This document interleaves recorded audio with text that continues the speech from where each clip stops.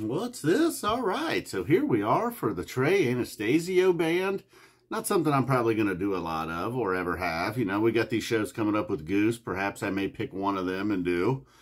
You know, there's strong competition. This is a big weekend in the jam band scene. You know, we got Billy Strings playing. I'd like to see what's going on there. Last year, okay, well, let's not get sidetracked there. And, you know, overall, obviously no whiteboard tonight. Apologies to Zero and the rest of the band, but... And before I get going with the set list, and then, right off the bat, I should say, I just wasn't thinking not doing a whiteboard, just always counting on either Fish from the Road on Twitter or .net for a set list. There was at least one song in the first set I did not get. So, damn, what are you going to do? Trying to do a Trey show and totally botched the first set. Second set, we were all together. I was writing it down as we were going. So anyhow, and one thing I noticed, I felt like each song throughout the night, not each song throughout the night, but each horn player throughout the night got like one song that really sort of featured them, whether if it was Jen there toward the end on Mr. Completely.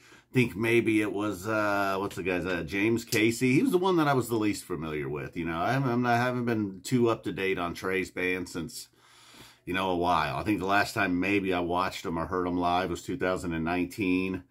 So then, and I noticed the Milkman on Moment Dance. That set a different tone for there. Burlap Sack and Pumps was maybe James Casey's deal. Natalie kind of throughout the night really showing off, and especially early on that Blaze On. Blaze On was, I was like, oh no, is this what happens here? Because in Blaze On, it just seemed like they just took turns soloing. Each horn player, and even maybe the Milkman, perhaps the bass player, Zero, whatever it was. I was like, oh, are they going to do that thing?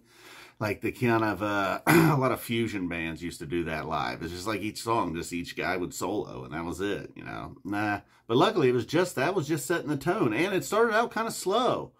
I'm not all about too overly concerned with pace and tempo and things like this, but this felt like, oh, okay, man, this feels like a band where people, the younger members of the band are over 40. We got people in there pushing 60. I don't know what Zero is. What is Zero? Zero's probably over. The Milkman's had his problems. Everybody looking good, though, tonight on stage, I'll say, for a band that's getting up there.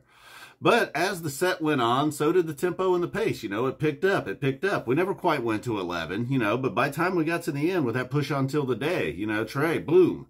Maybe not like an 03 Trey on Push On Till the Day. If you were there, I don't even know if Trey band played in 03 or not. Maybe snuck in a couple shows as Fish returned. So, in the band, I guess I should mention the band as Trey did. Obviously, we got Jen and Natalie, James Casey, the guy I was not the most familiar with, Desron on bass, Russ, of course, on drums, and then the Milkman on keys and Zero on percussion. So a lot of guys, familiar. Been pretty much the heart of the band, a lot of that, for quite a while now. And, I was glad the pace picked up. In the second set, it kind of started stronger, with that Drifting, a song that I kind of rediscovered back early in the summer. So that was kind of a surprise hit. Perhaps we'll just get to the set list here now. So we started out with that Blaze On, and it was hot, but it was a little bit of a slower pace. Each member kind of soloed, it seemed like. Then we got Never Left Home, the Quarantine song. And then I believe this is where we may have got a song or two. I was trying to think back and remember if Undermine was real early or maybe mid-set. So the next song I got is Undermine. There was something forgettable in between there, though, maybe. Maybe a Ghost of the Forest song, maybe an older Trey song. And then Undermine, a bit of a letdown, followed by Shade. I expected big things kind of out of Undermine. But then Burlap Sack and Pumps is really when the set kind of took off there, late in the first set, I guess I would say. And then Moment Dance, as I mentioned, the Milkman, Ray, kind of setting the tone with that one right off the bat. Be like, okay, this isn't Fish, that's not Page. And then Push On Till the Day. Mostly Natalie and Trey pushing the pace there. So the set was just a little over an hour. We got a solid 30-minute break. I think they started about 5 or 10 minutes before 9. Got back on stage around 10:30. Then, like I said, Drifting. We started out with Drifting and Jabu, actually. So Jabu, one of the highlights.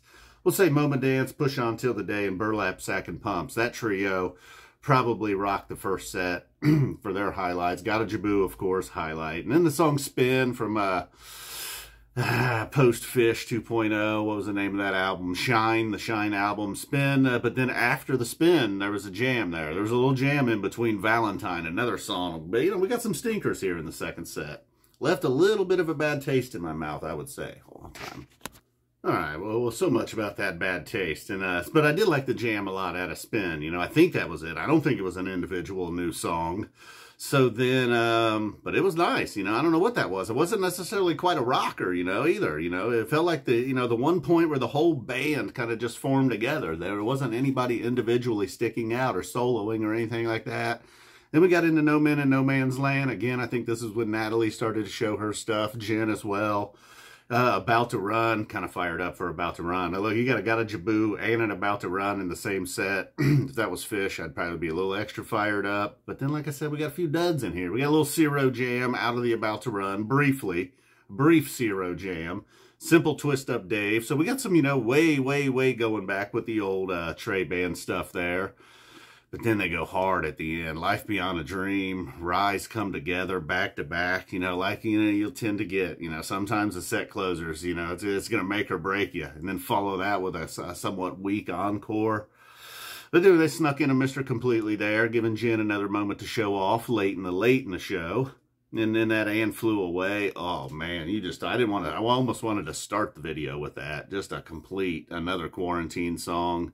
Just very generic for what was an otherwise really good show. The first set I thought ended very strong, middle of the way, kind of took off. And then second set started strong, and then maybe songs that I'm not too huge on end in the first set, and that encore. And Carini, you know, Carini trying to come back and punch you in the mouth a little bit, but so all right, you know. Didn't feel like it was a waste of money for sure. It was nice to couch tour with Trey.